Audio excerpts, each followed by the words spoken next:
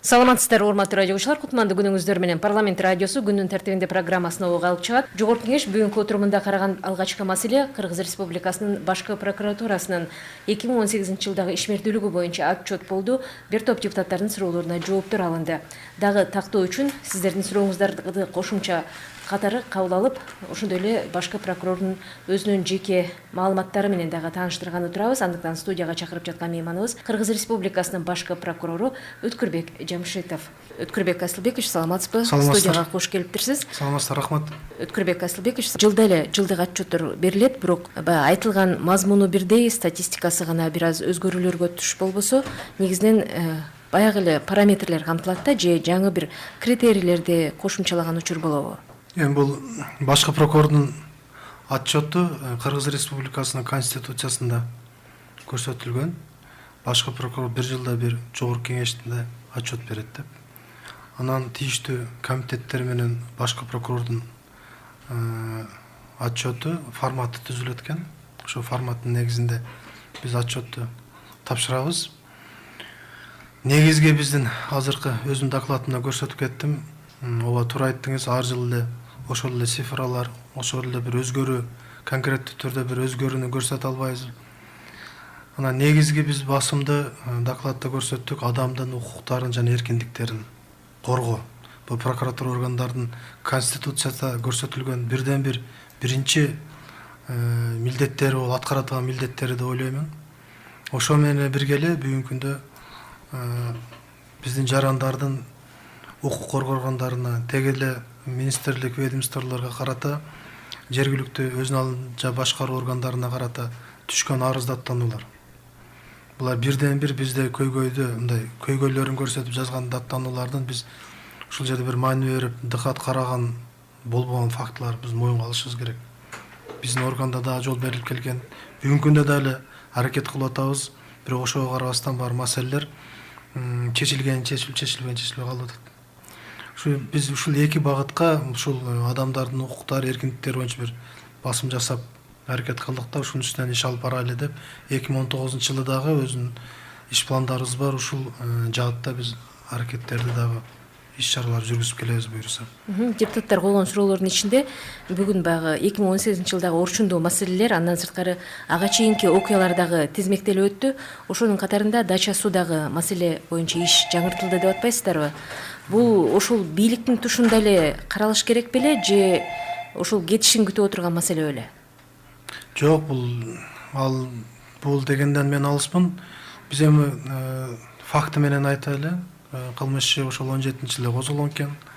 Ал боюнча келип, баягы убактылуу өндүрүштөн токтотуп турган экен.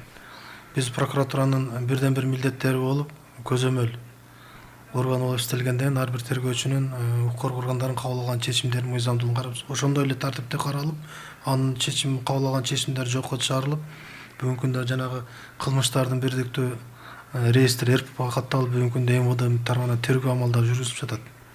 Ал жерде дагы мына массалык маалымат каражаттарына чыгып жүргөн бардык материалдарды биз чогултуп материалга тиркедик кылмыш ишине. Мен ойлойм, тергөө өзүнчө бир группа түзүп бүгүнкү күндө иштеп атышат, тергөө атышат. Анан айтылып аткан жагдайлар ошо кылмыш иштин алкагында толугу менен каралат деп ишенем мен. Токтотуп турууга эмне себеп болушу мүмкүн? Токтоп турган эми бизде баягы закон боюнча өзүнүн 2-3 талабы бар. Биринчиден, бул айыпка тартылган адамдын аныкталган болсо, ал бизде жок, качып жүргөндүгүнө карата токтотулат. Экинчиси, адам ооруп атса деп токтотулат. Үчүнчүсү, кылмыш жообуна жоопкерчиликке тартуу адам жок болгондугуна байланыштуу токтотулат. Ошол адам жок деп негизде токтотулуп турган болчу экен кылмыш. Азыр бузуп, бүгүнкү күндө ал токтомду жокко чыгыш РПК катталды да, тергөө амалдары жүргүзүлүп жатат. Тергөө сотко чейинки өндүрүш иши башталды да. Буга чейин сиздердин отчетту тармактык комитет да караган эле, жалпы жыйынга алып чыкты. Негизинен алардын корутундусу сиздерге канааттандырарлык деген бааны бергенден кийин анан жыйынга чыгып атат да.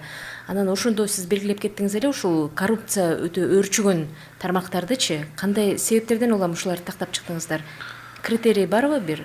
Сиз жана айтып атасыз, кечиркоңуз, түшкөн арыздардын негизинде эле депчи, мындай өз алдыңыздарча карап текшерүү мүмкүнчүлүгү? Эми биз прокурордук кызматкерлер биз өз алдычагында түшкөн арыз, пландык текшерүү, өзүбүздүн текшерүүнүн жыйынтыктары менен аныкталган факты менен гана биз мындай талдоо жүргүзүп жыйынтык чыгара алабыз.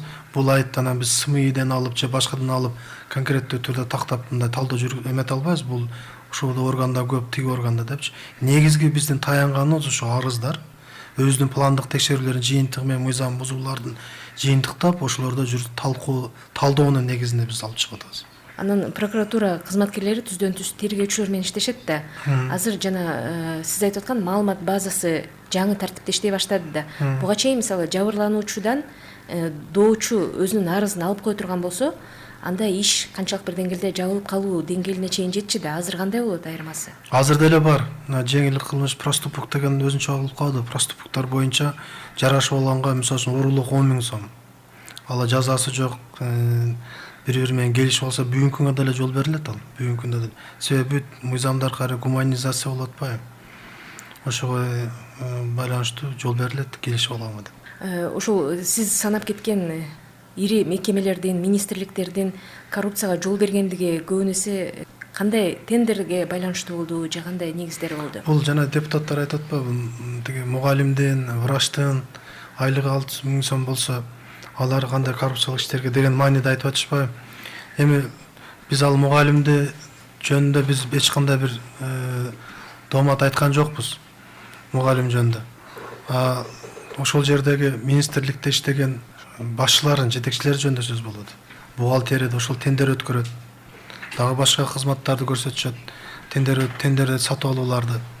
Андан ал жерде коррупция мыйзамдары боюнча негизинен 4 мыйзам боюнча биз жөнгө салып иштейбиз да. Коррупцияга каршы аракеттенүү мыйзамы, тендер сатып алуулар жөнүндө мыйзам, декларация жөнүндө мыйзам, анан кийин госслужба боюнча 4 мыйзам негизинде коррупция боюнча ушул багытта жүргүзөт. Ошол текшерүүлөр дагы ушул 4 мыйзамдын аткарышы мекеме ошо ишканаларда кандай аткарылып жатат, ошонун жыйынтык талдоо менен чыгарылат деп биздин баягы көрсөткүчтөрүбүз. Коррупцияга илешкен деген бир катар тизмектерди санап берип атпайсыздарбы? Ал эми коррупциядан буга чейин тизмеде болуп, бирок арылып кетти деген бир структураны айта аласызбы? Жок, ошол боюнча эле келет. Былтыркы деле көрсөткүч ошону айтканбыз. Былтыр деле отчетто, быйылкы деле отчетто ошол эле Адилет министрлигинде, экономия министрлигинде, финанс министрлигинен аз. Себеби аларды арыздардагы биз анчалык катталган эмес, планда да кандай мыйзам бузуштар аныкталган эмес убагында ошол кесепеттин жыйынтыктары менен ошондой мындай калып калды, азайып кетти деген кайра эле мындай текшерген сайын же жетекчилер кеткен, жаңы келген, же мыйзамды жакшы түшүнүп билбей так деле мыйзам бузуштарга жол берип келишет да. Ушул арыздарды күтүп отура бербестен баягы жеңишинен бүттү деген иштер болуп калса кандай болот дегенимде? Катталбайт, бирок коррупция жүрүп атат деген маселе. Мисалы үчүн массалык маалымат каражаттары күндө биздин пресс-служба мен ар бир массалык маалымат каражаттарына тиги интернетке чыккан ар бир жагдай, бизди мындай кызыктырат жагдай боюнча бизге чыгарылат дагы текшерүүнү биз улантабыз ошол боюнча. Баштайбыз уже. Тийиштүү органга бере турган болсо, тийиштүү органга жөнөтөбүз.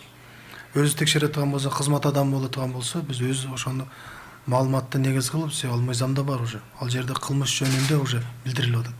Биз ошонун негизинде дагы жүргүзөбүз да текшерүүлөрдү. Көбүнчө башкы прокуратуранын адресине айтылган сындардын катарында бул саясаттын бир кол баласына айланып кеткен жокпу деген пикирлер көбүрөөк басымдуулук кылып атат. Сиз кандай төгүнгө чыгара аласызбы ушуну? Жөн бул эми тигин айтты, бул айтты, заказ деп мен мисалы үчүн бүгүнкү күндө мына 1 жыл болуп атат, буюрса башкы прокурор болуп иштеп атканыма. Мага Кудайга шүгүр бүгүнкү күндө бир жетекчилик тарабынан же башка адамдар мону иш козгош керек, же муну тартып бериш керек деп анын андай маселе жок да, бүгүнкү күндө мен андай маселе жок. Мага эч кандай айтылган да жок, бир давление да болгон жок бүгүнкү күндө. Мен ойлойм баардыгы мыйзам чегинде болуп атат. Бир нерсени түшүнүшүбүз керек да, биз ар бир кылмыш иши боюнча ар бир баягы соттолуп аткан адамдар тарабынан ар бир адамдын артында өзүнүн үй бүлөсү, бир туугандары, ошонун укугу сөзсүз түрдө баарын эске алып биз иш алып барышыбыз керек да, мыйзам чегинде болушубуз керек. Конституциянын негизинде, мыйзам талаасында биз алып барышыбыз керек. Мен андай мындай заказ болду, анан бул деген андай нерсе жок деп жок бүгүнкү күндө мен айта алам. Мага андай эч нерсе айтылган да жок, болгон да жок. Буга чейинкилерде болду болгон жокуна мен анан точно мен айта албайм. Себеби дача суу эмнеге токтоп турду? Ошо заказдын негизиндеби же кандай? Эми ал делону материалды окусаң, тергеп келишкен дагы айыпкерди кимди тартуу. Самолеттун ичинде летчиктер өлүп калды. Анан кимди тартуу чечим кабыл алыш керек болгон, баары кылмыш иши боюнча чечим кабыл алыш керек да, ачык коюп кое бербейт. Ошон үчүн жана мен айткан пункт менен убактылуу токтотуп койгон да. Бул жергиликтүү шарттагы маселелер, ал эми биздин көбүнчө калкыбыздын бир топ бөлүгү миграциялык агымда жүрүшөт. Алардын ушундай укуктук жактан бир кыйноого кабылып калган учурлары болсо, сиздер кантип кызматташасыздар? Биз азыр негизинен бул укуктук кызматташуу биз мамлекеттер тарабынан түзүлгөн келишимдер, конвенциялар негизинде биз алып барабыз. Граждандык, кылмыштык, үй бүлөлүк кодекстер боюнчачы. Анан кийин негизинен биз бүгүнкү күндө биздин жарандардын тиги чет мамлекеттерде, биздин кошуна мамлекеттерде жазаларын өтүп бараткандары боюнча мамиле кылып конвенциялардын негизинде ошо жазасын өтүп жаткан адамдарды экстрадиция, биздин өзүбүздүн жазасын бияка өтөө үчүн иш алып барабыз да. Айтып өттүк, былтыр 125 адам, 124 адамды биз арызын канааттандырып бул жака алып келдик. Арыздар канааттандырылды. Кытайдан да 3 адамда бүгүнкү күндө маселеси каралып атат. 3 адамды алып келебиз. Бул ишин негизи конвенциялардын негизинде гана иш алып барабыз да. Байланышка келип калган алгачкы угарманыбыз бар. Сизди эфирге кошобуз. Канчардан атым Каныбек Орозбекович Мырзаханов. Урматтуу Өткүрбек Асылбекович, сиздин мына отчетуңузду биз угуп отурабыз радио парламенттенчи.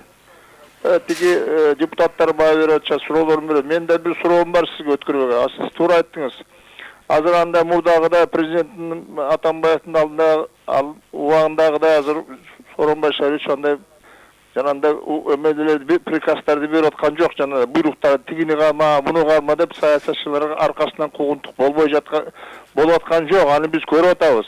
Ал эми соттолуп атканда жана экономикалык кылмыш боюнча соттолуп атышат. Биз ага өзүбүз менен күбө болуп атабыз, эл журт. Анан бирок сиз азыр айтып кеттиңиз, мына 1 жыл болду мен келгениме деп. Бир гана нерсени кыска суроо берейин сизге. Өмүрбек Чиркеш Текебаев жөнүндө сиз жана жакшы жооп бердиңиз, айттыңыз, аны бардыгыбыз билебиз, эл күтүп турат, азыр бир жакшы бир жыйынтык чыгат деп сотто себебинин күнөөсү жок, жалган жала экен 100% беребиз. Эми мен сиздин коллегаңыз, мурдагы генеральный прокурор Аида Жеңишбекова Салянова жөнүндө сизге суроо бергим келет. Урматтуу генералдык прокурор, сиздер ошо мыйзамдын аткарылышын, адам укугун сактайсыңар, мыйзамдардын аткарылышын, так аткарылышын сактайсыңар. Ошол генералдык прокурор Салянованын укуктары тебеленип, мыйзамдары бузулуп, далилсиз камалган, ал эч кандай далил жок анын мыйзам бузганында. Мамлекетке бир тиын сайын келтирген жок.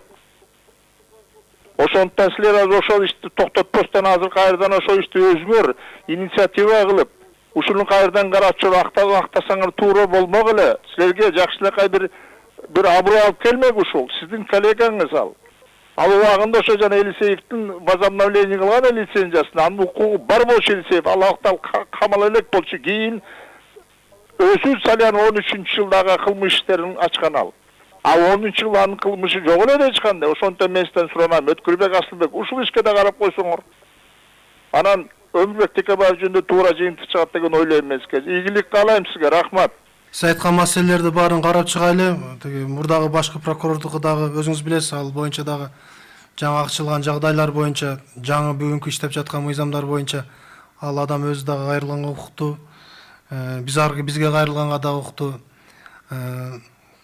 Маселени биз карап чыгайлы. Рахмат сизге. Facebook баракчасынан дагы суроо жолдогон угармандарыбыз болуп атат. Арсибек аттуу угарманыбыз жазып атат. Садыр Жапаровдун ишин эмне себептен кайра карабай деген пикир айттыңыз дейт да. Жок, жаңы ачылган жагдайлар мыйзам талабына ылайык соттук териштирүүдө каралбаган жагдайлар, жаңы ачылган жагдайлар болуп эстелет да. Мисалы үчүн бузга чейин жазылган, буга чейинки арыздарында ошол соттук териштирүүдө жаңы жагдайлар жок болгондугуна байланыштуу булардын арыздары канааттандыруусуз калтырылып келген. Бүгүнкү күндө жаңы мыйзам боюнча тарап өзү жогорку сотко кайрылууга укуктуу. Булар азыр мен билгенден жогорку сотко кайрылышты, жогорку соттон да каралат го эми буюрса. Дагы бир Саяков аттуу угарманыбыз жазып атат. Жеке аудиторлорду эмнеге иштетпегиле деген көрсөтмө бердиңиз эле дейт. Жеке аудиттерди мен бүгүнгө чейин талап кыламын. Бир прокуратура кызматкери, мамлекеттик улуттук коопсуздуктун кызматкери, Финполициянын кызматкери, кайсылган укук коргоо органы жеке аудитти алып барып текшерүү жүргүзүп аткан болсо, ошол аныкталып, оору табылаткан болуп калса, мен өзүм мыйзам чегинде баягы укугуман колдонуп катуу чараларды көрөмүн. Себеби мыйзам боюнча аудиторду жалдаганга жол берилбейт. Эгерде ишкананын мекеменин жетекчиси гана бир аудитор жалдап, экөөнүн ортосуна түзүлгөн келишимдин негизинде бир 10 000 сомго, 5 000 сомго буга чейинки бухгалтерияны бир тактап ревизия кылып бер деп жалдаса, бул башка кеп, закондо ошондо атылган. А биздин органдар барып текшертип аны, бирдемесин таптырдып, дагы бирдемеси бир коррупциялык жолго берилишип, анан кийин анын акчасын айыл өкмөттүн же башканын кызматкерлери төлөп берет кызмат. Ал договорду кыстап айыл өкмөт менен түздүрөт. Бул бүгүнгөчө мен талап кылган, бүгүнгөчө обол прокурорлордон, жерлерде прокурорлордон мен муну талап кылып жүрөм бүгүнгөчө. Бирок официалдуу түрдө кайрылып, ошондой келди деп бүгүнгөчө мага бир да арыздаттануу менга келе элек. Дагы бир байланышка чыккан угарманыбыз жазып атат, Захид Абдрашитов жакшы иштеп жатат деген пикир айтылып атат. Прокуратура деги эле өзүнө өзү сын көз караш менен карай алабы дейт. Ооба, биз сөзсүз сын көз караш менен карайбыз. Биз жөнүндө аябай сын, биз коомчулукту баардык кызматкерлер коомдо аралашып жүргөндөн кийин мыйзамдуулукту сактайбыз деп ушундай форма кийип, прокуратура кызматкери деп өзүбүздүн биз баркыбызды, беделибизди быйык сактап мыйзам бузуштарга барбашыбыз керек. Биз өзүбүздү эгерде биздин кызматкерлер жөнүндө бир арыздаттануулар түшө турган болсо, биз сын көз караш менен карайбыз. Эгерде чында мыйзам бузулган болсо, аябсыз биз күрөшөбүз. Эгерде бүгүнкү күндө ар кандай арыздар болуп калышы да мүмкүн. Мындай жала жаап же бир кызыкчылыктардан пайдаланып, ал текшерүүдө ал аныкталбай турган болсо, анда мен өзүмдүн кызматкер тарапка өтөмүн. А бирок мыйзам бузуулукка жол берсе, мен аябсыз чара колдоном ал кызматкерге. Бул прокуратура тармагынын өкүлдөрүнүн кызматтык бедели жогору турат деген пикирди айтып атасыз да, бирок ошол эле учурда прокуратура кызматкерлерине кол салуу адам өмүрүнүн кыйылышы менен шартталбады Баткендеги окуя боюнча. Кандай иштер? Баткендеге ооба барышкан, бул коомчулук азыр жогорку кеңеште да суроолор берилди. Бул жерде кызматкерлер менен бул жетекчи чыгып атат, өзүнүн колунда иштеген эки замы менен, эки бөлүмдүн башчысы менен, анан бир райондун прокурору менен ошол жерде чыгып барып, мындайча айтканда поднадзорный деп коет, өзүнүн көзөмөл астындагы ишкана мекеменин жетекчиси менен чыгып атышат булар. Анан ошонун жыйынтыгы барып ушул кесепеттери келип атат. Бүгүнкү күндө тергөө болуп атат. Кызматкерлер жумуштан четтетилген, алынган бардыгы. Анан берки айыпкерге тийиштүү кодекс, кылмыш жаза кодексинин адам өлтүрүү статьялары менен айыптар коюлган. Бүгүнкү күндө тергөө амалдары жүрүп жатат. Эми бул жерде мен өзүмдүн кызматкерлеримди бир дагы аябадан алысмын. Ал жерде булардын бүгүнкү күндө тергөө койсун, мен аралашпайм, айтпаймын, айтып атпайм, мен башкы прокурор айтты деп тергөөчү башкача түшүнүп, башкача бир мен айткан сөзүмдү кабыл алышы мүмкүн. Кылмыштын жыйынтыгы менен акыркы тергөөнчүнүн чечимин алгандан кийин биз окуп чыгып, мыйзамдуу кабыл алган чечимдеринин мыйзамдуулугун карап чыксак болот да, ошо менен айтсак болот. Бүгүнкү күндө тергөө амалдары жүрүп жатат. Сиздин бул кызматка келгениңизге 1 жылдай болуп калды. Негизинен даярдалган жылдык отчет сиздин жеке көзөмөлүңүздө даярдалды да келишүүңүз менен. Ошондо бир шаблондуу стандартты бузуп чыгып, жаңы бир козголбой калган иштерди кайра козготуппу же козголгон иштин жыйынтыгын чыгарыппы? Эмнеси менен өзгөчөлөндү отчет деги? Бул отчетту бул 2018-жылдын 8-февралында Коопсуздук кеңештин чечимдери. Бул жерден мурдагы көмөкчү дагы алып жабылып кеткен кылмыштыр. Ал ошол кылмыштердин уже биз азыр айттык, канчасы сотко кетти, канчасы кайра токтоду, бүгүнкү күндө иш жүргүзүп жатат. Бирден бир ошол. Анан айтып атпайм, адамдын укуктарын, эркиндиктерин коргоо, арыздаттануулар, негизги багыттарыбыз ушул багытта биз анан сырттан биздин жарандардын экстрадиция маселесин колго алуу, ушул багытта биз жасадык. А форматы түзүлгөндө мен азыр жогорку кеңешке чечим кабыл алып атканда сунуш келтирейин деп атам. Себеби 2019-жылдын 1-январынан баштап кабыл алынган жаңы кодекстер, мыйзамдарга ылайык форматтын эмесин дагы форматты өзгөртүшүбүз керек. Отчеттун форматын өзгөртүшүбүз керек. Ошону мен сунуш катары чечимге бир кошсоңуздар деп өзүм бир сунушумду айтсам деп даярданып отурам. Амнистия боюнча, мунапыс боюнча да суроо калтырышкандар бар экен. Буга эмне дейсиз? Мунапыс мыйзамы бүгүнкү күндө кабыл алынды, мунапыс кабыл алынып элек го дейм азыр. Азыр байланышка дагы экинчи угарманыбыз келип калыптыр. Биздин убактыбыз чектелүү болуп атат. Ушул жыйынтыктоочу суроо болсун, угалы сизде. Уважаемый Өткүлбек Асылбекович, у меня вопрос к вам. За вашу практику, если были какие-либо правонарушения со стороны сотрудников прокуратуры, какую ответственность они несут? Допустим, да, со стороны коррупционеров идет возмещение ущерба в бюджет. А если такой случай был со стороны прокуратуры? Спасибо. Жакын арада Баткен районунун прокурорунун орун басары кармалды. Биз ал баланы иштейт, ошол жерге деп дайындаганбыз. Кылмыш иши козголду, кармалды 20 000 сом менен. Ал баланы биз жумуштан бүгүнкү күнү уволить эттик. Аеосуз күрөш болду. Андан башка мыйзам бузушка жол берди аеос. Ошо гана деп жооп берем, болду. Биздин эфирдеги убактыбыз дагы соңуна чыкты десек, бирок угармандар кой бербей атат. Сиз жыйынтыктоочу суроо менен эфирди жабалычы? Жакынкы күндөрдө мына муфтият тарабынан фата кабыл алынып, бийликке жосын мамлекеттик кызматка каршы келген фаталар кабыл алынып атат. Мисалга турган болсо, мыйзамдуу мамлекеттик ишке туура келбеген фаталар кабыл алынып аткандыгына кандайча көңүл бурат. Экинчи суроом, бүгүнкү күндө мына никеге кабыл алууда молдолор ушул күнгө чейин нике кыйганды токтотпой атат. Негизи мыйзамдын бузулушуна кеңири жол берип, ажырашуулардын санынын өсүшүнө жол берип атат. Мына кандайдыр бир мыйзам чегинде маселе каралабы? Салимов. Нике боюнча айтып атат, нике боюнча молдолордун жоопкерчилиги боюнча Уголовный кодекске өзгөртүү киргизилген. Азыр данныйым бар, ал боюнча кылмыш козголуп соттолгон фактылар бар бүгүнкү күндө. Ал эми адамдык фактор адам өздөрү билдирбесе, айтпаса, анын бардыгын окуп койгону нике жаш жетпегендер боюнча алып качып келип атабы же өздөрүндө тындырып нике окуп калды, билбей калып ошондой калып кетип атат. Анан ачыгы чыккандан кийин анан ажырашып кеткенде же бир маселе пайда болгондон кийин анан кайрылып, ошонун негизинде гана ачыкка чыгып атпайбы? Угармандарыбызды кабыл алууга биздин убактыбыз тилекке каршы мүмкүнчүлүк бербей атат. Сизден кечирим сурайбыз. Биз азыр эфирде отурган ушул башкы прокуратуранын маалымат кызматынын өкүлдөрү дагы бар.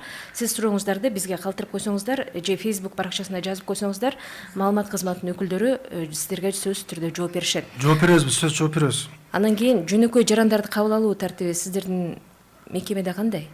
Азыр ушуну учурдан пайдаланып мен айткым келет эле, май айынан баштап, 2018 жыл май айынан баштап өзүм жеке жарандарды кабыл алып атам. 97 кабыл алуу болуптур, 125 адамды. Жеке кабыл алам, 4-күнү күнү саат 4-төн баштап убакытка жазылып, дежурный биздин дежурный прокурорго таштап кетсе, биз убакытты карап бир күн чакырабыз. Ошону өзүм кабыл алып, анан кабыл алуунун арыздарды бүт бар контролдоп, маселени чечкенге аракет кылып атабыз да ошону. Ошон үчүн учурдан пайдалантам, келип жазылып премияга келем дегендер кабыл алган десе, биз дайым кабыл алабыз, 4-күнү күнү кайрылса болот да биздин жарандар. Рахмат, урматтуу радиочулар. Парламент радиосунун күндүн тартибинде программасынын бул жолку чыгарылышында Жогорку Кеңештин бүгүнкү жыйынында каралып жаткан башкы прокурордун 2018 жылдагы отчету тууралуу кеңири маалымат берилди. Андыктан студияга чакырган мейманыбыз дагы Кыргыз Республикасынын башкы прокурору Өткүрбек Жамшитов болду. Сизге дагы бир жолу ыраазычылык билдиребиз. Саламатта болуңуздар.